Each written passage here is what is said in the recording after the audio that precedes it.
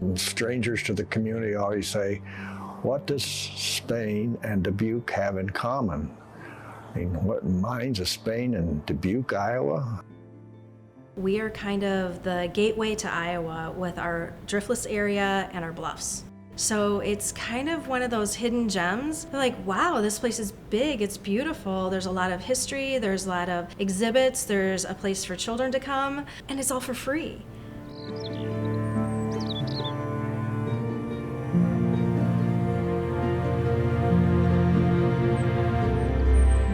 The people that come to the mines of Spain are often people who come from out of town, and they want to learn about the history. They want to learn about what is this driftless area. So if you look at the history, you're going back to about 10,000 BC. That's when Native Americans, indigenous people, first started coming to this area. That's because the glaciers were receding. And so it was leaving behind the cliffs that are around Dubuque, small rock shelters or smaller caves. There wasn't a bridge, the river was different, and there were all these bluffs. The rest of Iowa was flat for the most part. A little bit about the indigenous people who came to this area. They were the Meskwaki, the Sac and Fox. We believe they came from the East Coast, maybe the Delaware region of the country today, and they came along the upper Great Lakes. They were driven along those lakes by French and by other tribes, and they wound up in the area now of Dubuque and Prairie du Chien, Wisconsin, and some places in Illinois as well.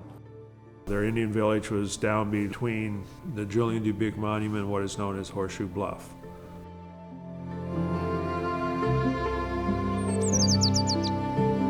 Julian Dubuque, when he came out of Trestevere in Canada, Quebec, Canada, come down all the waterways. He came to Prairie du Chien and he found out about the Native Americans. What kind of won them over, and this is just legend. They had kerosene on board, and he had a couple of those Frenchmen pour kerosene on Catfish Creek. They were right there camped and everything, and so why the kerosene? Well, he also had his men throw some lighted object into the creek, and it went all up in fire. And so they kind of thought he was spiritual or something, but he won them over big time. No one else was allowed on the bank of the Mississippi. No one of white culture.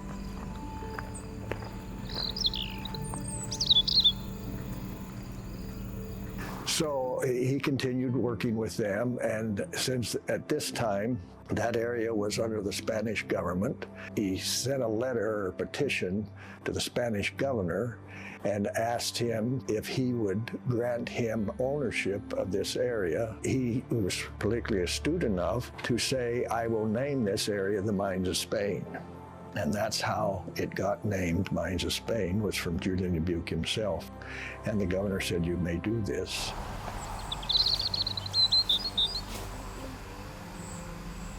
He showed them how to better mine because he had tools with them. And all they had was the bones out of the wildlife.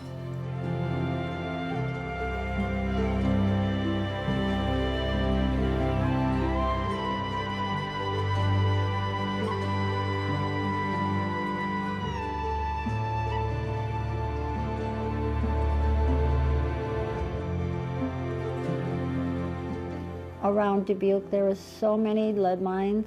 This was the biggest lead region in the United States. Pretty soon the immigrants came. A lot of the Irish were on this end of Dubuque. They worked in the mines, and the other half of Dubuque is German.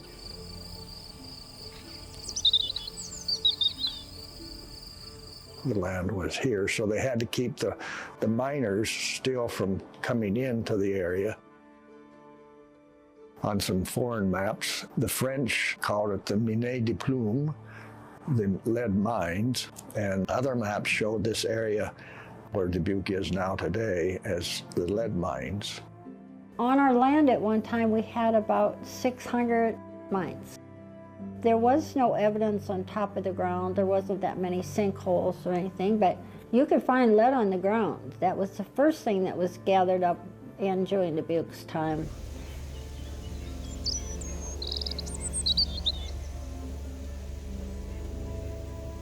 people come in and they want to go into a mine. You can't go into a mine anymore. It's not safe. All the mines have been filled. So there is a replica of what a mine would look like on the top in the E.B. Lion Center.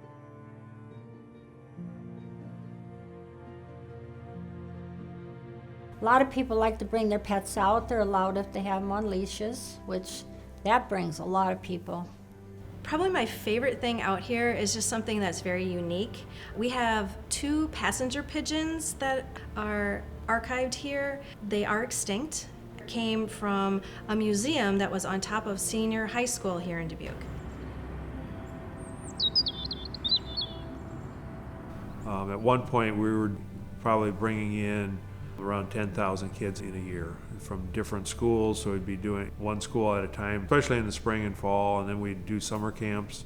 Always seeing those kids coming in and enjoying and just seeing their reactions. I go out either to the picnic area or down to the other area, the Rip Row Valley area there. I think these areas where you can enjoy Mother Nature are really havens for anybody, you know. I think it's because they're looking for something that wants to be stress-free, something they can be a part of nature, a part of the past. Directly and indirectly, people, they have to buy gas, they eat, they stay overnight, and so it's an important part of the Dubuque area. Mines of Spain certainly is a great place for the Dubuque area.